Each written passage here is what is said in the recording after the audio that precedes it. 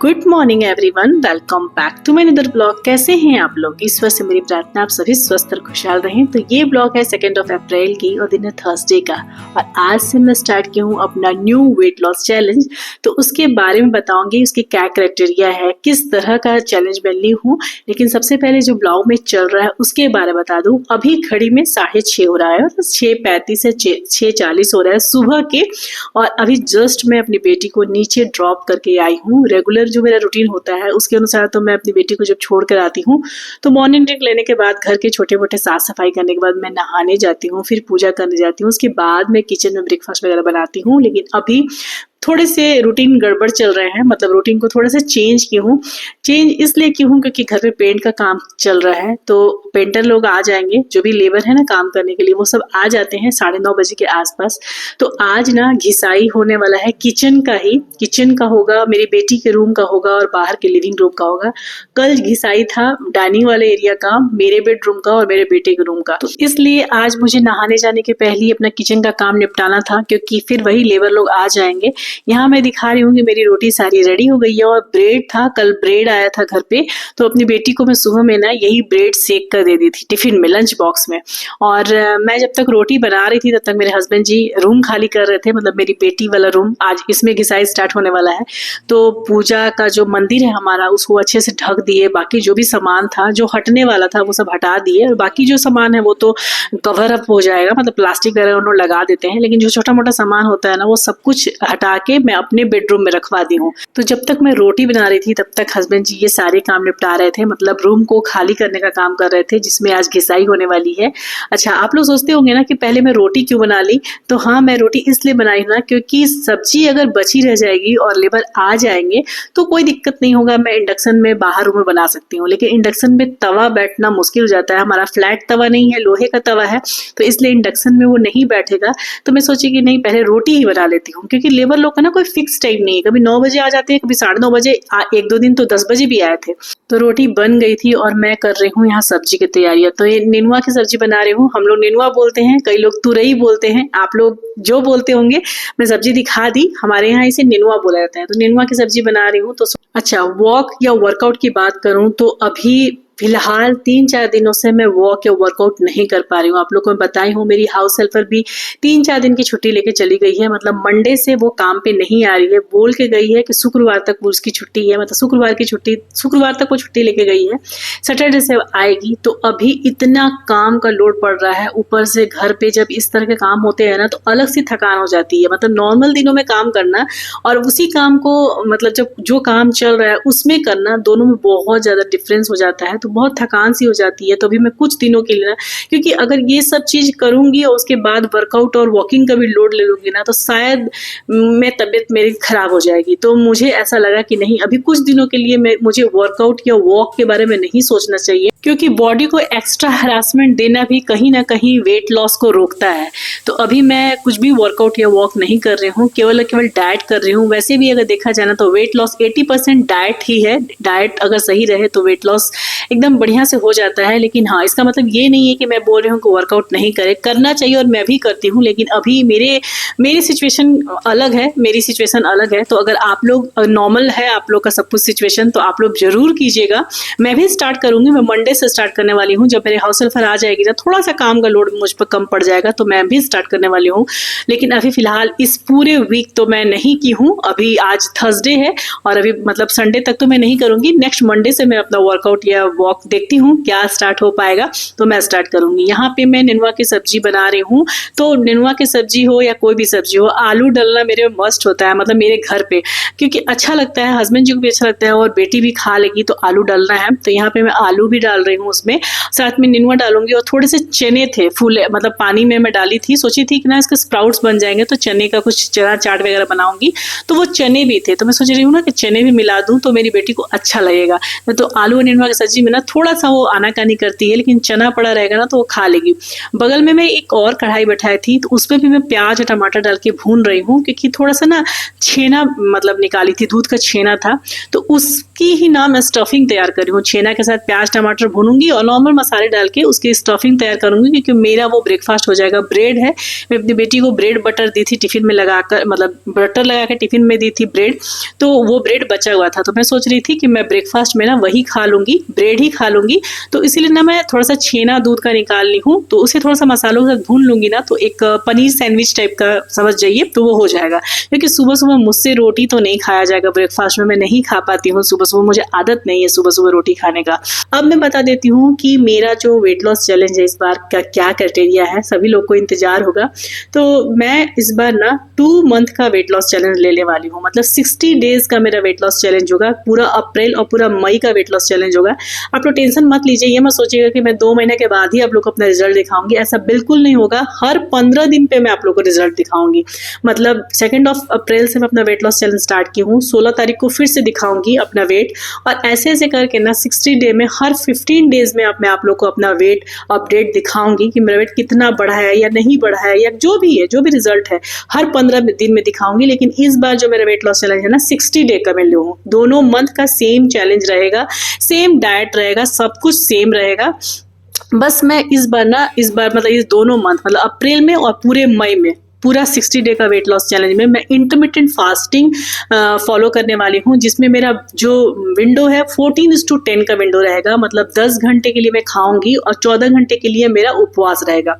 इसमें मेरी टाइमिंग रहेगी सुबह 9 बजे से लेके मेरा विंडो स्टार्ट होगा, मतलब सुबह 9 बजे के बाद ही मैं स्टार्ट करूंगी खाना, और उसके बाद शाम को 7 बजे मेरा लास्ट रहेगा, मतलब 7 बजे के बाद मुझे कुछ भी नहीं खाना है। तो जब भी मैं इंटरमिटेंट फास्टिंग फॉलो करती हूँ तो अपना मॉर्निंग ड्रिंक और नाइट ड्रिंक मैं हमेशा फास्टिंग विंडो में ही लेती हूँ। तो आज भी मैं वही की हूँ, फास्टिंग विंडो में ही मैं अपना मॉर्निंग ड्रिंक जो कि लेमन वाटर है, आजकल मैं लेमन वाटर ही ले रही हूँ, तो लेमन वाटर मैं अपने ले ली थी। यहाँ देखिए बातों बातों में सब्जियां अच्छे से भून गई हैं मसालों के साथ। अब इसमें लास्ट में मैं सब कुछ डाल दी हूँ जो नॉर्मल मसाले मैं यूज करती हूँ, आलू, चना, प्याज, टमाटर, और साथ में सभी मसालों को मैं डाल के धीमी धीमी आंच पे अच्छे से भून ली थी। और उसके बाद लास्ट में नेनुआ डालना है, मतलब तुरई डालना है, और उसके बाद बस इसके बाद उसको भूनने की जरूरत नहीं होती है। अभी आपको भरा कुकर लग रहा है, लेकिन ये 1 किलो नेनुआ है, इतना गल जाएगा कि पता भी नहीं चलेगा। और मैं जो भी बना रही हूँ ना सब्जी, ये 2 टाइम के लिए बना रही हूँ, जैसा कि बताई ना कि आज किचन में भी घिसाई चलने वाली है, तो किचन दिन भर बंद रहेगा,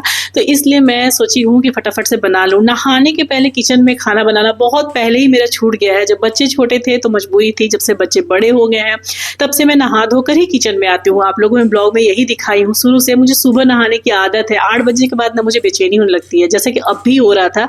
अभी 8 बज गए थे ये सब सारे काम निपटाते में, मुझे इतनी बेचैनी हो रही थी नहाने की, मैं क्या बताऊँ। लेकिन अगर अभी की बात करूँ तो मैं अभी रात में भी नहा रही हूँ, क्योंकि सारे घर की साफ सफाई करने के बाद रात में ऐसे तो बेड पर जा नहीं सकती हूँ। मुझे वैसे भी आदत है कपड़े चेंज करके जाने का, मैं दिन भर जो कपड़े पहने रहती हूँ ना, वो बेड पर फिर मैं वैसे कपड़े पे नहीं जा सकती हूँ, मैं चेंज करके ही जाती हूँ। तो अभी तो फिर नहाना पड़ता है, क्योंकि इतनी डस्टिंग हुई रहती है ना, इतनी साफ सफाई करनी पड़ती है, तो मुझे नहाना ही होता है। तो रात में मैं नहाई हूँ, लेकिन पता नहीं फिर भी अभी सुबह में ऐसा 8 बजने के साथ ही ना मुझे बेचैनी हो गई कि जल्दी काम कंप्लीट करना है। तो एनीवे मेरे हस्बैंड जी बोल भी रहे थे कि इसे इंडक्शन में बना लेना सब्जी को, रोटी बन गया तो जाओ नहा लो, लेकिन मैं सोची कि नहीं, चलो अब बना ली रोटी तो सब्जी बना देती हूँ। साथ में आप लोग देखे होंगे मैं अपना पनीर की स्टफिंग जो मैं ब्रेड में डालूंगी वो भी मैं भून के तैयार करके रख ली हूँ।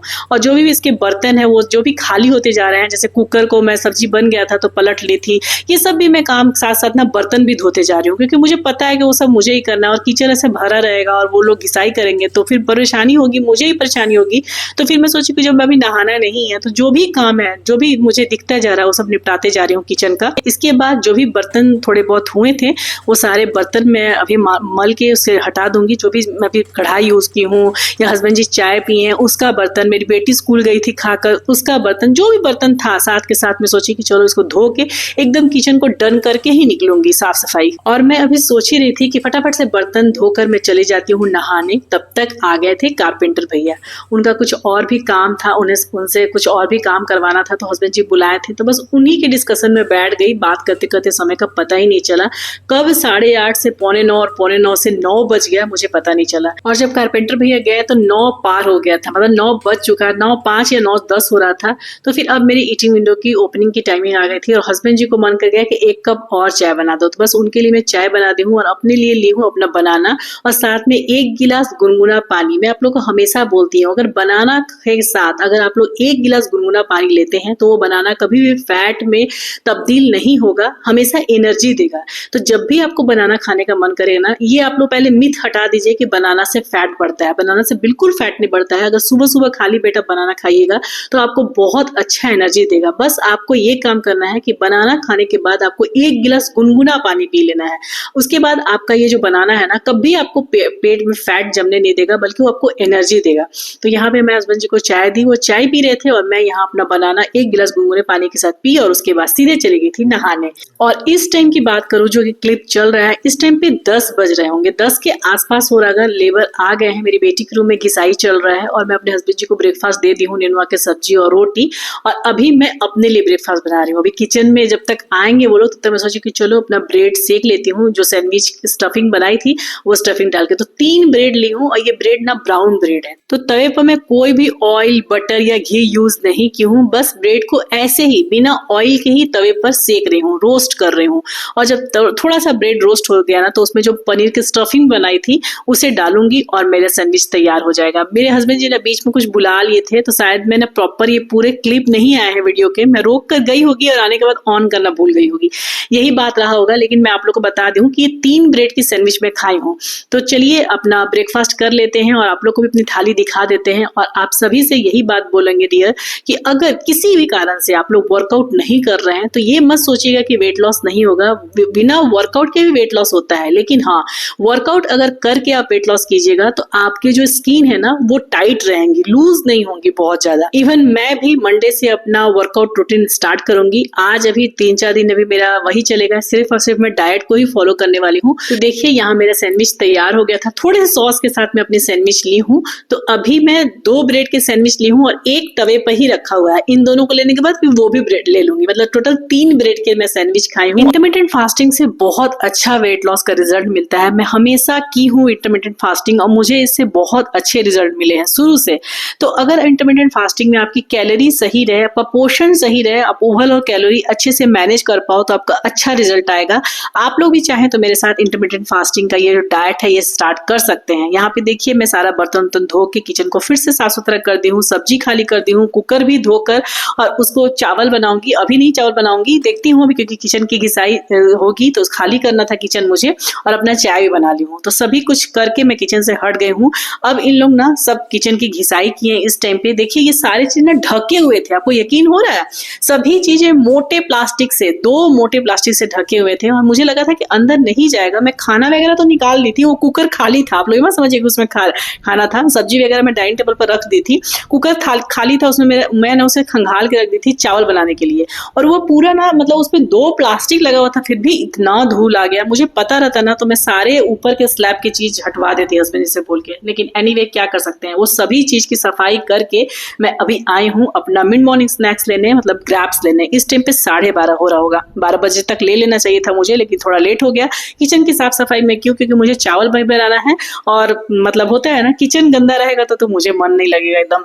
तो चलिए इस टाइम पे 1:30 बज रहा है, लेबर लोग भी चले गए थे लंच पे, तो हस्बैंड जी बोले कि लंच निकाल दो, हम लोग भी खा लेते हैं। तो यहाँ मैं सलाद काट दी हूँ, साथ में बूंदी का रायता बना दी हूँ, और जो सब्जी मैं रख दी थी डाइनिंग टेबल पर निकाल के घिसाई के पहले, उसे भी ले आई हूँ, उसे भी थोड़ा गर्म कर दी हूँ क्योंकि सुबह की बनी हुई सब्जी है, और साथ में चावल में विजिल भी लग गया है। तो हस्बैंड जी को लंच देने के बाद मैं आप लोग को दिखाती हूँ अपनी थाली कि मैं आज क्या क्या और कितने पोर्शन में ली हूँ। तो ये है मेरी लंच की थाली, जिसमें आलू, नेनुआ और चना की सब्जी ली हूँ, साथ में थोड़ा सा चावल है, 1 रोटी है, क्योंकि कुछ सब्जियां ऐसी होती है ना जिसके साथ मुझे रोटी और चावल दोनों खाना पसंद है, तो इसलिए। तो यहाँ पे बूंदी का रायता और सलाद के साथ ये है मेरी आज की लंच थाली, जिसे मैं अपने रूम में बैठ के खा रही हूँ, क्योंकि सभी रूम में घिसाई चल रही है। मतलब किचन में हो गई थी ना, तो बाहर वाले जो लिविंग रूम है, जो सोफा वाला रूम है ना, उसमें में घिसाई चल रहा है, तो इसलिए मुझे यहाँ पे खाना पड़ा, मतलब अपने रूम में बैठ के खाना पड़ा। जनरली ना हम मतलब मैं रूम में नहीं खाती हूँ, खास करके पूजा वाले रूम में जिसमें मेरी बेटी सोती है और जिसमें मैं रहती हूँ उसमें। बेटा रहता था तो अपने रूम में वो खाता था, लेकिन बाकी मैं अपने बेडरूम में और पूजा वाले रूम में मैं कभी नहीं खाती हूँ, लेकिन आज मजबूरी है तो खाना पड़ रहा है। इस टाइम पे ना मेरी बेटी भी स्कूल से आ गई थी, तो उसे भी बोल रही थी कि बेटा जाओ मुंह हाथ धो लो, फिर मैं तुम्हें भी लंच दे दूंगी। लेकिन उसका पहले जब तक बात कंप्लीट नहीं होता है तब तक चाहे जितनी भी इमरजेंसी हो वो पहले बात करती है स्कूल से आने के बाद, फिर ही उसको खाना है, चाहे वो कितना भी भूखी क्यों ना हो। तो यहाँ वो बैठ के ना मुझसे बातें कर रही थी, मैं अपना लंच कर रही थी। उसके बाद सारी बातें वो स्कूल की बता दी, आज जो जो हुआ वो सारी बातें बताने के बाद ही वो मुंह हाथ धोने गई, चेंज करने गई, और उसके बाद फिर मैं उसको लंच दी। यहाँ पे ऐसा हालत है ना मेरे कपड़ों का, आप लोग देख रहे होंगे, जहां मैं थोड़ा सड़ जा रही हूँ, क्योंकि अभी ना सारे रूम में प्राइमर हुए नहीं है, प्राइमर का काम कल से स्टार्ट होने वाला है, और उस समय मेरा क्या स्थिति होगा मुझे नहीं पता। आप लोग को पता है कि मुझे माइग्रेन का प्रॉब्लम है, और प्राइमर की जो स्मेल आती है ना उससे सर दर्द बढ़ जाता है। क्योंकि मुझे ये बात की इसलिए जानकारी है क्योंकि मेरा इससे पहले 2 BHK का घर था, मैं आप लोग को बताई थी कि मेरा इससे पहले 2 BHK का फ्लैट था, उसमें पेंट हुआ था, तो मुझे जानकारी है प्राइमर की वजह से ना मेरा माइग्रेन एकदम बढ़ गया था।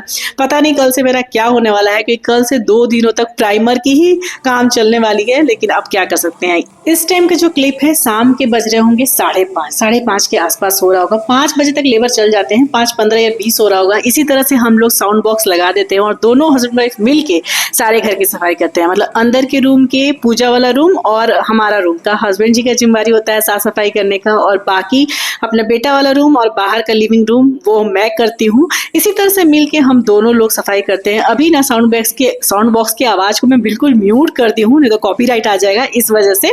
तो अभी फ्राइडे तक तो मेरी हाउस हेल्पर नहीं आएगी, तो इस तरह से डस्ट पे तो हम सो नहीं सकते हैं। लेबर लोग केवल झाड़ू ऊपर ऊपर लगा देते हैं, लेकिन और बहुत सारा गंदा रहता है, तो एक बार ना थोड़ा सा मॉप से ऊपर से ही हम पोंछ देते हैं ना, तो थोड़ा सा अच्छा लगता है, सुकून लगता है घर में देख के, साफ सफाई रहती है। तो बस हम यही काम निपटा रहे थे, और तो जब तक हस्बैंड जी अंदर के कमरे पोंछ रहे थे तब तक मैं बर्तन धो रही थी लंच के। अभी इस टाइम पे मेरा बर्तन धोना हो गया और उनका भी अंदर की क्लीनिंग हो गई है, तो मैं उनसे मॉप ले ली और फिर बाहर की क्लीनिंग कर रही हूँ। मॉप से ही हम कर देते हैं, क्योंकि फिर तो कल आएंगे और फिर डस्ट होगा ही। सफाई पूरी करने के बाद हस्बैंड जी चले गए थे नहाने, और मैं चली गई थी किचन में, क्योंकि मैं तो भाई डिनर कंप्लीट करके, सभी काम कंप्लीट करके ही नहाने जाऊंगी, क्योंकि नहाने के बाद फिर मुझ में और ताकत नहीं रहेगी वापस किचन में आने का। तो मैं आज डिनर में सबके लिए दूध रोटी ही बनाती थी, तो ये मेरा आज का डिनर है, 1 रोटी और दूध। और इसी के साथ इस ब्लॉग को यही अंत करती हूँ। ब्लॉग पसंद आए तो एक लाइक जरूर कीजिएगा, चैनल पर नए होंगे तो चैनल को जरूर से जरूर सब्सक्राइब कर दीजिएगा। मिलूंगी फिर नेक्स्ट ब्लॉग में, तब तक के लिए बाय बाय, टेक केयर, जय माता दी।